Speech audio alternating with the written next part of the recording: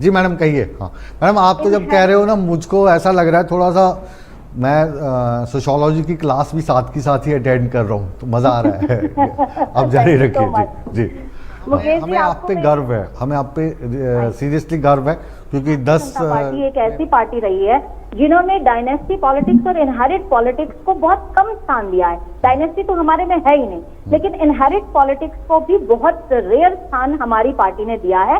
Fresh faces, आप प्रदेश की सबसे ज़्यादा पढ़ी लिखी महिला हैं, ये दावा आपने किया है। दावा इसलिए कह रहा हूँ, हो सकता है किसी ने 11 कर रखी हो, फिर कल को कंट्रोवर्सी ना क्रिएट हो, लेकिन मैं यकीन कर रहा हूँ कि आप ही सबसे ज़्यादा पढ़ी लिखी हैं, इसलिए मैंने सैल्यूट भी कर दिया। टिकट अप्लाई किया है आपने भी? गुड विशेस देते हैं, गुड लक बोलते हैं।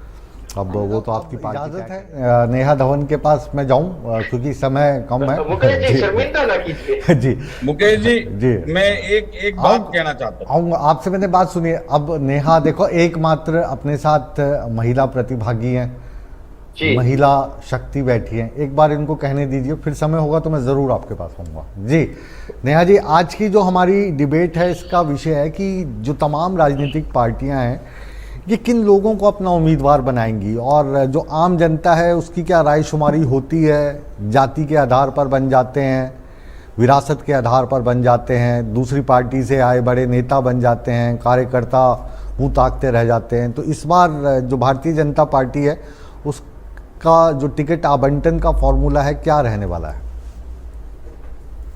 भारतीय जनता पार्टी की टिकट का क्या क्राइटेरिया रहेगा, ये बात तो आपको मेरी आवाज सही मिल रही है? मिल रही है, मिल रही है जी। ये क्राइटेरिया तो देखिए, मुझे लगता है कि जब लिस्ट आउट हो जाएगी तो उसके बाद ही इस पर कोई चर्चा बनती है, क्योंकि शीर्ष नेतृत्व किस किस पैरामीटर पर काम कर रहे हैं, किस किस पैरामीटर पर छांटने का प्रक्रिया करेंगे। लेकिन इसमें एक बात ध्यान देने योग्य ये है, जो बात माननीय नरेंद्र मोदी जी ने लाल किले की प्राचीर से 15 अगस्त को कही थी कि नए युवाओं को, नई जनरेशन को पॉलिटिकल सिनेरियो में, पॉलिटिक्स के क्षेत्र में आगे आना चाहिए और आगे आना पड़ेगा। लगभग लाखों की संख्या में उन्होंने कहा कि देश के अंदर पॉलिटिक्स में युवाओं को आगे आना चाहिए। तो निश्चित तौर पर मैं एक बात और कहना चाहूंगी यहाँ पर मुकेश जी, जो बहुत ही डिफरेंट बात है। सुनिए तो सही, मैं क्या युवाओं वाला एकदम ठीक है फैक्टर, लेकिन ये जो युवा हैं, किसी मंत्री के बेटे, किसी सांसद के बेटे या किसी बड़े नेता के बेटे बेटियां, मैं इसी बात पर आ रही थी। जी मुकेश जी, देखिए, दो तरह की पॉलिटिक्स हरियाणा प्रांत में देखने को मिली है। एक डायनेस्टी पॉलिटिक्स और एक इनहेरिट पॉलिटिक्स। डायनेस्टी पॉलिटिक्स और इनहेरिट पॉलिटिक्स में भी अंतर है। मैडम हिंदी में बता दीजिए, हिंदी में बता दीजिए, थोड़ा अंग्रेजी कम आती है।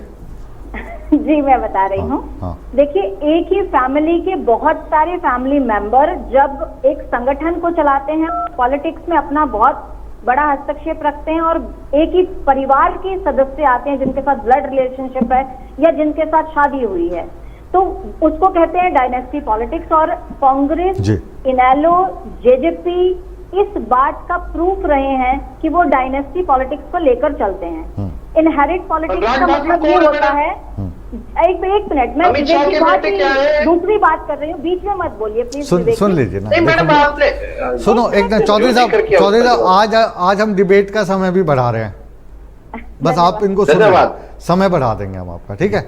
आपको दूसरा मौका दिया जाएगा, ठीक है? बैठे रहे बस आप आराम से। जी मैडम कहिए। हाँ मैडम, आप तो जब कह रहे हो ना, मुझको ऐसा लग रहा है थोड़ा सा, मैं सोशियोलॉजी की क्लास भी साथ की साथ ही अटेंड कर रहा हूँ, तो मज़ा आ रहा है। आप जारी रखिए। जी जी। मुकेश जी, आपको मैं एक छोटी सी इन्फॉर्मेशन अपने बारे में दे दूं। मैं हरियाणा की सबसे पढ़ी लिखी महिला हूं। मैं 10 सब्जेक्ट में मास्टर डिग्री होल्डर हूं। कितने में? सोशियोलॉजी का 10 में। हाँ, अरे वाह, कौन कौन से सब्जेक्ट मैडम, ये भी बता दो मुझे। कुछ बच्चों को मैं सजेस्ट भी कर दूंगा कि मैम से आप शिक्षा ले सकते हो। हाँ बिल्कुल, मैं एमएससी फॉरेंसिक हूँ, दिल्ली विश्वविद्यालय से, नॉर्थ कैंपस के एंथ्रोपोलॉजी डिपार्टमेंट से पास आउट हूँ। मैं गेट क्वालिफाइड हूँ, एमटेक हूँ YMCA से।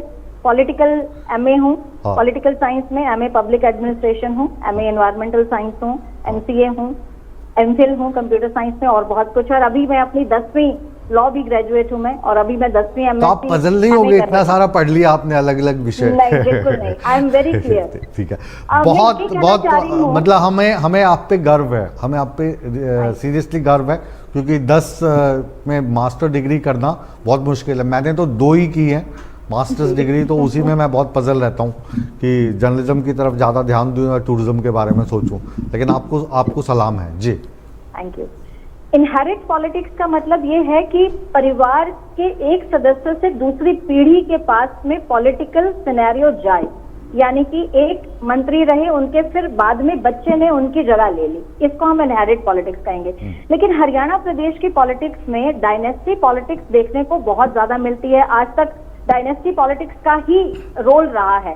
भारतीय जनता पार्टी एकमात्र ऐसी पार्टी आई है जिसमें मैं आम आदमी पार्टी को थोड़ा सा कुछ 1% देना चाहूंगी, लेकिन अभी वो क्योंकि सत्ता में नहीं आए हैं, बहुत प्रोमिनेंट तरीके से उनको जगह नहीं मिली है, इसलिए उनका नाम नहीं लेना चाहूंगी। लेकिन भारतीय जनता पार्टी एक ऐसी पार्टी रही है जिन्होंने डायनेस्टी पॉलिटिक्स और इनहेरिट पॉलिटिक्स को बहुत कम स्थान दिया है। डायनेस्टी तो हमारे में है ही नहीं, लेकिन इनहेरिट पॉलिटिक्स को भी बहुत रेयर स्थान हमारी पार्टी ने दिया है। फ्रेश फेसेस, नए लोग जो हैं वो हमारी पार्टी में बहुत ज्यादा रहे हैं, या फिर अभी फर्स्ट जनरेशन के लोग ही रहे हैं। इसलिए उसकी वजह ये भी है मैडम, आपकी जो पार्टी है ना, आपकी पार्टी को सत्ता भी मिलते मिलते बहुत लंबा समय लगा ना, तो ये वाली अपॉर्चुनिटी तो कांग्रेस को मिली थी। तो आपके तो अभी जो दूसरी पीढ़ी है उसके कुछ नेता आए हैं, आपने ये बिल्कुल ठीक कहा कि बहुत कम स्थान मिला है, लेकिन स्थान नहीं मिला है ऐसा आप नहीं कह पाएंगे, क्योंकि फिर वो 10 नाम मैं आपको गिनवा दूंगा जिनको स्थान मिला है। लेकिन उसमें भी देखिए इतना बड़ा बदलाव 100% कभी भी नहीं हो सकता। किसी भी सोशल पॉलिटिकल सिनेरियो में 100% इम्प्लीमेंटेशन इज नॉट पॉसिबल। तो इसलिए कहीं ना कहीं ये जो चेंज पॉलिटिकल सिनेरियो में लाए हैं वो भारतीय जनता पार्टी ही लाई है। जिस बदलाव की बात 2014 में भारतीय जनता पार्टी ने की थी, 19 में भी उसको दर्शाया, और मुझे लगता है 24 में भी उसी को दर्शाएंगे, और 29 में 33% महिला आरक्षण पूरी तरह से लागू होने के बाद स्टेट पॉलिटिक्स में भी वो बड़ा बदलाव केवल भारतीय जनता पार्टी ही ला सकती है। इस पर मुझे पूर्ण विश्वास है जी। अभी क्योंकि आप प्रदेश की सबसे ज़्यादा पढ़ी लिखी महिला हैं, ये दावा आपने किया है। दावा इसलिए कह रहा हूँ, हो सकता है किसी ने 11 कर रखी हो, फिर कल को कंट्रोवर्सी ना क्रिएट हो, लेकिन मैं यकीन कर रहा हूँ कि आप ही सबसे ज़्यादा पढ़ी लिखी हैं, इसलिए मैंने सैल्यूट भी कर दिया। टिकट अप्लाई किया है आपने भी? क्या टिकट? जी मैंने किया है, बिल्कुल अपना रिप्रेजेंटेशन दिया है। हाँसी विधानसभा है मेरी। कौन सी विधानसभा है? हाँसी। हाँसी से, ठीक है। चलिए, आपको भी हम गुड विशेस देते हैं, गुड लक बोलते हैं। अब वो तो आपकी पार्टी तय करेगी कि किसको वहाँ से उतारना है, लेकिन हमारी शुभकामनाएं आपके साथ हैं जी। आप कांग्रेस के प्रवक्ता कुछ कहना चाह रहे थे, बीच में आपके पास आ रहा हूँ जी, फरमाइए खटाना साहब। नहीं जी, मेरे भाई जेजेपी के प्रवक्ता अभी कह रहे थे कि अंबाला के अंदर जो मंत्री जी थे उन्होंने बैग बांटे, उन्होंने घड़ियां बांटी, और उन्होंने अगर काम किया होता तो उनको ये काम नहीं करना होता।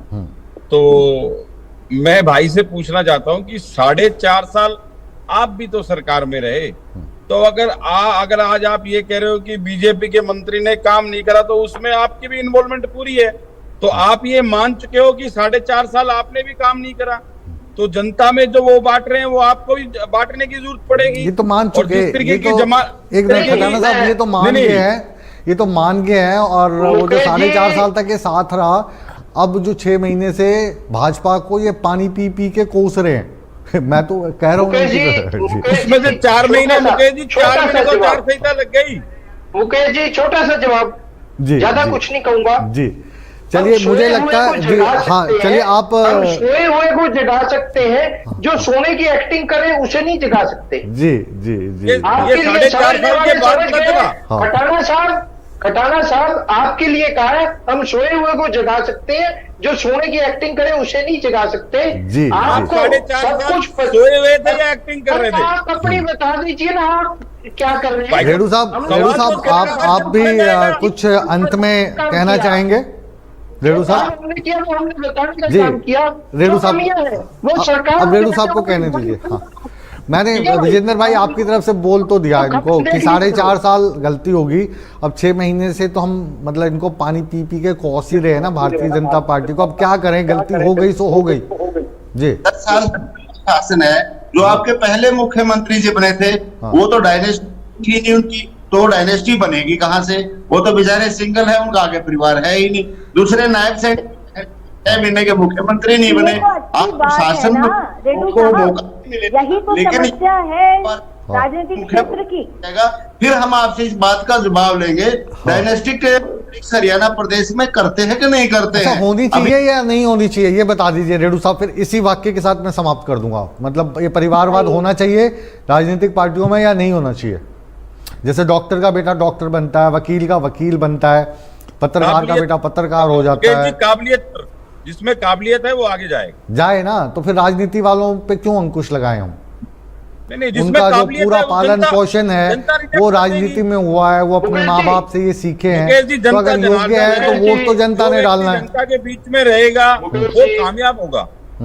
मुकेश जी, जो आदमी काबिल होगा, हाँ, यहाँ कोई रानी के पेट से राजा पैदा नहीं होते। हाँ, आज रानी के पेट से राजकुमार पैदा होता है सर। हाँ, नहीं, राजा पैदा नहीं होते, जी, राजकुमार होता है, राजा नहीं होता, राजा बाद में बनता है। राजा वोट के माध्यम से ही बनेगा और जनता जनार्दन जी, जिसे चलिए ये जो इंटरेस्टिंग पॉइंट है, इसमें हम इस बड़ी बहस को और 1 घंटे बढ़ा सकते हैं, लेकिन मुझे लगता है कि आज क्योंकि आपकी पार्टियों के 2 बड़े नेता जुड़े और कल जो दूसरी पार्टी हैं उनके बड़े नेताओं को हम जोड़ने की कोशिश करेंगे, तो आज की जो परिचर्चा है, आज की जो बड़ी बहस है, इसको अब यहीं पर हम विराम देते हैं।